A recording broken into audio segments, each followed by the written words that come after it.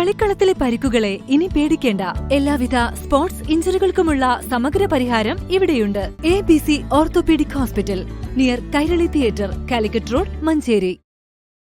കിണർ നിർമ്മാണത്തിനിടെ മണ്ണിടിഞ്ഞ് കിണറ്റിലകപ്പെട്ട രണ്ടുപേരെ അഗ്നിരക്ഷാസേന രക്ഷപ്പെടുത്തി. കിണർ തൊഴിലാളിയായ രതീഷ്, രക്ഷപ്പെടുത്താനിറങ്ങിയ ഷിഹാബ് എന്നിവരെയാണ് രക്ഷപ്പെടുത്തിയത്. തിങ്കളാഴ്ച രാവിലെ 9:30ഓടെയാണ് സംഭവം.